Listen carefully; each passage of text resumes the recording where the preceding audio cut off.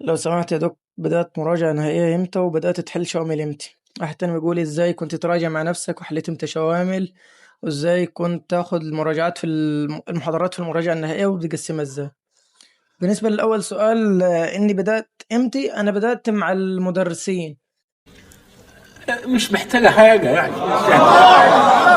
بس الفكرة إنه هم كانوا بينزلوا المعسكرات وبينزلوا عليها مجموعة أسئلة، فده كان ميسر الأمور شوية في المراجعات، اللي هو إيه، أنت اوريدي مراجع على الجزئية دي مرة واثنين وعشرة، فده يسر المراجعات شوية. بس المراجعات هل كافي؟ كافية ونص ونصين، يعني المراجعة بسم الله ما شاء الله يعني.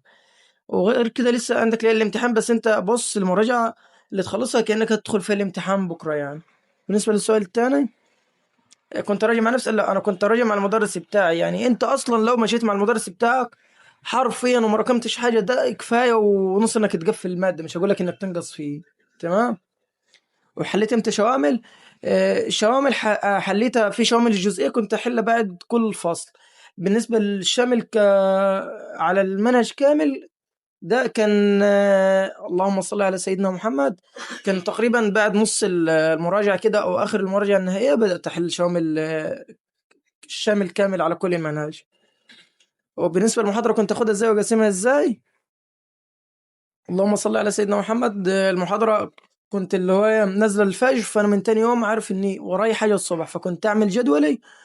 والصبح يعني كنت أصحى، أنا يعني زيكم وزي أغلبكم اللي هو نومي بايظ وكده، بس في المراجعات بالذات لا، اللي هو لازمها وقفة، يعني اللي هو كنت أصحى مع الفجر وأبدأ مع الفجر. كنت أبدأ مع الفجر، خصوصا الفيزياء عشان مستر عبد المعبود كان نزل مع الفجر وكده. وأهم حاجة الجدول في المراجعات يعني. بالنسبة للتقسيمة كنت أسمع المحاضرة مثلا توصل معي لحد الظهر، انام ساعتين مثلا ولا حاجه، واصحى احل على الجزئيه اللي فاتت من كتاب المدرس، وبعد يومين او حاجه احل من الكتاب الخارجي اللي انا كنت جايبه ده. وبعد ما تخلص كده خالص المراجعه بتاعتك، كنت احل شامل على المنهج كامل يعني. وبس يا باشا، وبالتوفيق ان شاء الله.